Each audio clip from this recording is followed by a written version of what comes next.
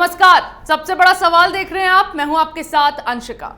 पैगंबर के अपमान के नाम पर देश भर में लगातार हिंसक प्रदर्शन किए जा रहे हैं। नुपुर शर्मा के खिलाफ कार्रवाई के साथ साथ अब मुस्लिम समुदाय ने नुपुर शर्मा की फांसी की मांग कर डाली है।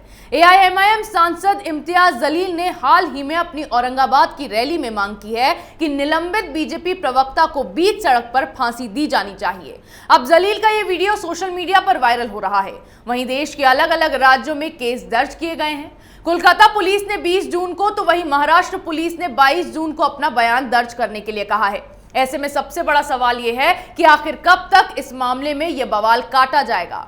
जो हंगामा देश में मचा है वो कब तक शांत होगा। इसी पर चर्चा के लिए मेरे साथ स्टूडियो में मौजूद हैं कैपिटल टीवी के editor in chief doctor Manish Kumar. Doctor साहब बहुत बहुत स्वागत है। धन्यवाद। डॉक्टर साहब, क्या कुछ औरंगाबाद की जलील की उस रैली में देखने को मिला जिसमें उन्होंने नुपुर शर्मा को फांसी पर लटकाए जाने की मांग की?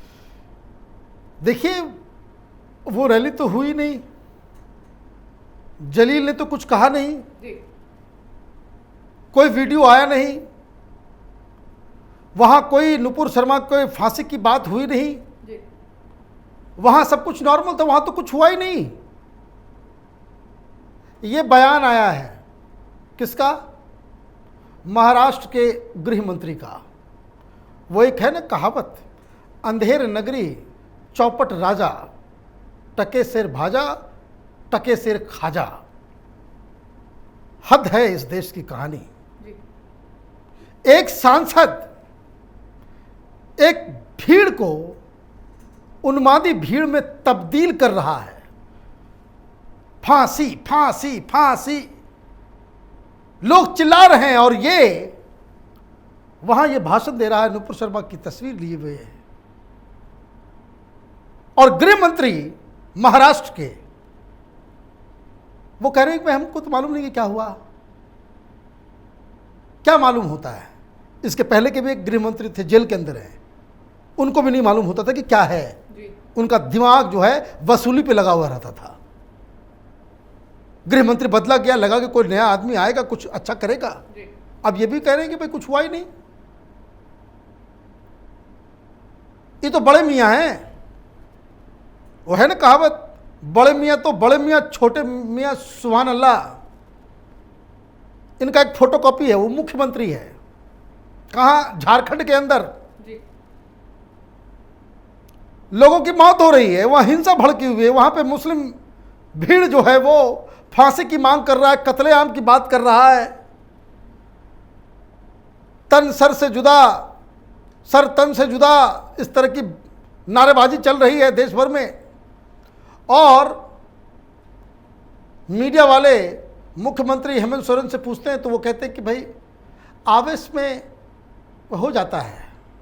ये ठीक मुलायम सिंह यादव वाला डायलॉग उन्होंने रिपीट किया, बच्चों से गलतियां हो जाती हैं। जी। ये जो आपने सवाल पूछा, क्या ये खत्म होगा? ये कब तक चलेगा?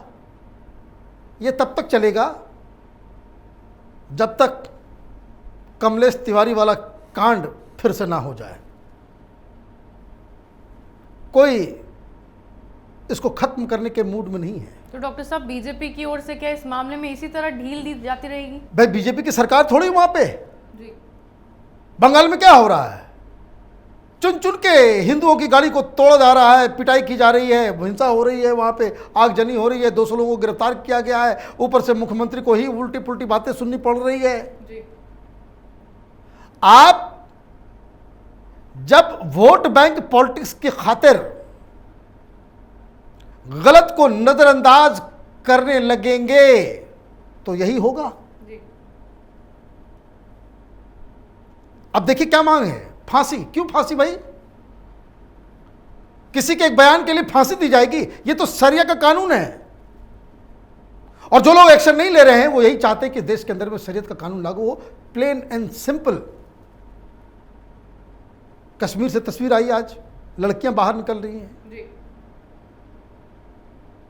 फिर वही नारेबाजी, वही चीजें, टेलीविजन वाले घूम रहे हैं हर जगह। जहां शांति स्थापित हो गई है, मुस्लिम कम्युनिटी के लोग कहते हैं कि देखिए अब यहां पे तो शांति है लेकिन अंदर अंदर बवाल जला हुआ है। जब तक फांसी नहीं होगी जब तक मारा नहीं जाएगा जी। नुपुर शर्मा को, तब तक जो है वो ये तो चलता रहेगा। तो डॉक्टर साहब, जिस तरह से नुपुर शर्मा के समर्थन में बोलने वाले लोगों को जेल भेज दिया जा रहा है, उनके खिलाफ कार्रवाई की जा रही है, तो अब जो ये फांसी का बयान इम्तियाज जैसे सांसद दे रहे हैं, तो इनके खिलाफ क्या कार्रवाई होनी चाहिए? कोई कार्रवाई कैसे होगी? वहां पे हिंदुत्व की सरकार है जी। उद्धव ठाकरे मुख्यमंत्री हैं, एनसीपी के साथ दोस्ती है, अलायंस है, उनका गृह मंत्री है, तो कैसे क्या होगा? कैसे कोई रोकेगा? इस तरह की बात उत्तर प्रदेश में कोई करके देख लेता तो समझ में आ जाती बात। जी। बुलडोजर चल रहा है तो उससे भी लोगों को दिक्कत हो रही है। देखिए, बात समझिए कि क्या हुआ है, क्यों ये खत्म नहीं होगा। जी। विदेश से पैसा आ रहा है, पूरा मुस्लिम ऑर्गेनाइजेशंस, पीएफआई, तो देवबंद, तो तमाम तरह के लोग, all kind of interest, political parties, नेता, सब इस आग को हवा देने में जुटे हुए हैं। क्यों? कि ताकि पूरी दुनिया में, मुस्लिम वर्ल्ड में प्रधानमंत्री मोदी, हिंदुस्तान की सरकार, हिंदुस्तान, जी। इसकी फजीहत हो। लोगों को लगे कि नहीं, यहां पे तो फासिज्म आ गया है। भाई, बयान 27 तारीख को, 8 दिन के बाद बुरा लगा लोगों को। जी। इस 8 दिन के बीच क्या हुआ? कहां कहां पैसे ट्रांसफर हुए, कहां कहां इसे ऑर्गेनाइज किया गया, कौन कौन लोग इसमें बढ़ चढ़ कर जिन लोगों ने हिस्सा लिया। तो इसका इलाज जो है 2 तरीके से, 3 तरीके से किया जा रहा है। प्रधानमंत्री मोदी का बयान इसके ऊपर अभी तक नहीं आया है। जी।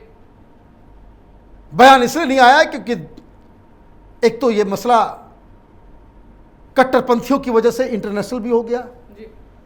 अब कुवैत में पड़ी है लात, तो सबको बाहर भेजा जा रहा है कि तो कौन लोग थे यहाँ पे, प्रवासी मजदूर बनकर के आए थे वहाँ पे, पाकिस्तानी और हिंदुस्तानी, वहाँ पे प्रोटेस्ट कर रहे थे, भगाया गया, जेल में वहाँ बंद करके रखा गया। उसके बाद कुवैत में मुस्लिम कंट्री के अंदर आप रैली निकाल रहे हो तो बिना हिंसा तो छोड़ दीजिए, सिर्फ रैली नारेबाजी इन लोगों ने की। जी। उनके खिलाफ ऐसी कार्रवाई हुई है कि जिंदगी भर उनको पछताना पड़ेगा, क्योंकि कुवैत ने उन लोगों के वीज़ा को रद्द कर दिया है। रद्द ही नहीं किया, वापस वो फिर कभी कुवैत जाकर के काम नहीं कर पाएंगे। ब्लैकलिस्ट कर दिया गया, इन लोगों को गिरफ्तार भी किया गया। जी। और हिंदुस्तान में जो इस्लामिक मुल्क नहीं है, खुलेआम हो रहा है, कोई कार्रवाई नहीं हो रही। तो ये सारी चीजें कैसे हो रही है? ये जो प्रधानमंत्री मोदी ने और खास करके विदेश मंत्री ने जो काउंटर अटैक किया, उसका ये नतीजा है। सऊदी अरब, बाकी जो ममालिक हैं, सब लोग अब, क्योंकि आप देखिए वहाँ बवाल मचना चालू हुआ, हिंदुस्तान ने गेहूं के एक्सपोर्ट को बंद कर दिया। जी। और गेहूं के एक्सपोर्ट को बंद करने से वहाँ अब अनाज की दिक्कत हो रही है। कतर वाले कह रहे हैं, कुवैत वाले कह रहे हैं कि हमारा ध्यान दीजिए, अभी वर्ल्ड क्राइसिस होने वाला है हिंदुस्तान। तो ये आपको ये क्यों करना पड़ रहा है? जी। ये मत भूलिए कि प्रधानमंत्री मोदी को ये जो वेस्टर्न एशिया के जो बड़े बड़े मुस्लिम ममालिक हैं, वहाँ का सबसे बड़ा सिविलियन अवार्ड जो होता है प्रधानमंत्री मोदी को दिया गया। और यही इन जिहादियों को खटक रहा था कि कैसे कोई मौका मिल जाए कि जिसको बाकायदा इस तरीके से इस्तेमाल किया जाए कि मोदी को बदनाम कर सके। तो वो तो इन लोगों ने कोशिश की, उसमें असफल हुए। और जब उधर असफल हो रहे हैं तो फ्रस्ट्रेशन में हिंदुस्तान के अंदर में उस तरह का बवाल मचाया जा रहा है। जी। भाई, ये सांसद अब तक गिरफ्तार क्यों नहीं हुआ? कोई सांसद बीच चौराहे पे, ये तालिबान आ गया है क्या हिंदुस्तान के अंदर? कहीं किसी का पुतला टांग करके आप उसको फांसी दे रहे हो। और बेशर्मी के साथ लोग कह रहे हैं टेलीविजन चैनल पे, भाई हिंदू राष्ट्र की भी तो मांग होती है, मौलवी मौलाना कह रहे हैं। तो इस सरकार को तो बुलाना चाहिए सारे मौलवी मौलाना को, जी। और ये पूछना चाहिए कि भाई तुमको क्या चाहिए, शरीयत चाहिए, कानून? तो जो क्रिमिनल लॉ है शरीयत का, ये मुसलमानों के ऊपर नाफिज कर दीजिए, उन लोगों के ऊपर लागू कर दीजिए। मुसलमान ही बनना है तो पक्के मुसलमान बनो। सिविल कोड तुमको चाहिए इस्लाम के मुताबिक और क्रिमिनल कोड चाहिए तुमको हिंदुस्तान के मुताबिक, ये कैसे चलेगा? जी। तो देखिए, पॉलिटिकल जो विल होता है उसकी कमी है। इस वजह से इस तरह के एलिमेंट्स जो हैं वो फन फैला रहे हैं देश के अंदर, और जब तक कड़ाई से आप कुचलेंगे नहीं इन्हें तो ये चलता रहेगा। इन लोगों ने वाटर टेस्ट किया शाहीन बाग में, इन लोगों ने वाटर टेस्ट किया हिजाब में, कोई कार्रवाई नहीं, कोई एक्शन नहीं, कोई कुछ नहीं, कोई सुप्रीम कोर्ट नहीं, कोई सरकार नहीं, कोई पुलिस नहीं। मन बढ़ गया तो अब देखिए ये हो रहा है। तो सरकार को, राज्य सरकारों को, मुख्यमंत्रियों को इस पे सजग होना होगा। हिंदू समाज के अंदर एक खौफ, दहशत का वातावरण है। उनको लगता है कि आज ये मुद्दा आया है, कल कोई और मुद्दा आ जाएगा, फिर कोई और मुद्दा आ जाएगा। उनकी बस्तियों, उनके घरों, उनको भाई आप देखिए हावड़ा की साइड में क्या हुआ, तो तस्वीरें आप देख करके आप दहल जाएंगे। कोई लेना देना किसी का कुछ नहीं, बस गाड़ी गुजर रही है, लग गया भाई अंदर हिंदू है, पिटाई चालू। ये मार खाने के लिए इस देश में बचे हुए हैं क्या? और मुख्यमंत्री और गृह मंत्री महाराष्ट्र, और देखिए किस तरह से ये लोग नजरअंदाज कर दे रहे सारा चीज। किसी को वीडियो दिखाई नहीं दे रहा, किसी को कुछ सुनाई नहीं दे रहा, किसी को सुनाई दे रहा है तो बोलते कि भाई चलो को भाई गुस्से में हो गया, नादानी हो गई जी। तो ये एक चिंताजनक स्थिति है। इट इज हाई टाइम, केंद्र सरकार को स्टेप इन करना चाहिए। जहां जहां बीजेपी की सरकार है वहाँ तो मामला शांत हो गया, जहाँ जहाँ बीजेपी की सरकार नहीं है वहाँ अब उत्पात शुरू हुआ है। ये लंबा चलने वाला एक प्रक्रिया जो है वो चालू हुआ है। पब्लिक प्रॉपर्टी तो डैमेज हो ही रहा है जी। अब यूपी में देखिए बंद हो गया सारा कुछ। एक तो बुलडोजर चल रहा है, बुलडोजर भी चलता है, बुलडोजर चलाने के लिए जो खर्च होता है वो भी उससे उगाया जाता है, और जो लोग आरोपी पाए जाते हैं तो जो भी पब्लिक प्रॉपर्टी का नुकसान होता है उन्हीं लोगों से उगाही भी की जा रही है। तो आपको तो इस तरह के क्राउड से निपटने के लिए कुछ ना कुछ हार्ड स्टैंड तो लेना ही पड़ेगा, जिसकी कमी साफ साफ नज़र आ रही है। रही बात नुपुर शर्मा की, तो कोलकाता बुलाया गया है, तो मुंबई बुलाया गया है, कहीं और भी बुलाया जाएगा। तो I think it is high time आप सुप्रीम कोर्ट जाकर के वहाँ पे सारे केसेस को एक जगह, एक थाने में, एक कोर्ट में उसको केंद्रित करना चाहिए, ताकि एक ही केस अगर हर जगह है तो वो एक ही जगह से डील किया जा सके। और कानून जो कहे कि वाकई उन्होंने कुछ ऐसा कह दिया जो कानून के हिसाब से गलत है, तो जो पनिशमेंट होगा वो पनिशमेंट मिलेगा।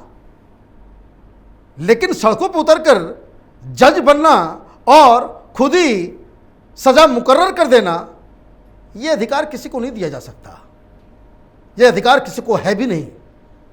तो जो लोग इसके समर्थन में हैं, जो लोग इसकी मांग कर रहे हैं, जो लोग इस तरह की भीड़ को, इस तरह के उन्माद को कवर फायरिंग दे रहे हैं, जो लोग सोशल मीडिया में इनके सपोर्ट में कैंपेन कर रहे हैं, वो भी कम गुनहगार नहीं है। जी जी बिल्कुल। नुपुर शर्मा को लगातार पूछताछ के लिए समन किया जा रहा है, एक के बाद एक एफआईआर दर्ज की जा रही है। देश भर में दंगा भड़काना ही काफी नहीं था कि अब खुलेआम एआईएमआईएम के नेता इस तरह की मांग कर रहे हैं। लेकिन सवाल है कि अब अपनी राजनीति चमकाने वाले जलील जैसे लोगों के खिलाफ क्या कार्रवाई होगी। नुपुर शर्मा ने जो बोला उसके खिलाफ उनसे पूछताछ जारी है, लेकिन कानून से अलग खुद अपनी राय देने वाले और इस तरह की मांग करने वाले लोगों के खिलाफ भी सख्त एक्शन लिया जाना चाहिए। इस विषय पर चर्चा का आपको बहुत बहुत धन्यवाद। सबसे बड़ा सवाल में मेरे साथ आज इतना ही। अगर आपको हमारे वीडियो पसंद आया हो तो इसे लाइक करें, शेयर करें, कमेंट करें, साथ ही हमारे चैनल को सब्सक्राइब करना ना भूलें।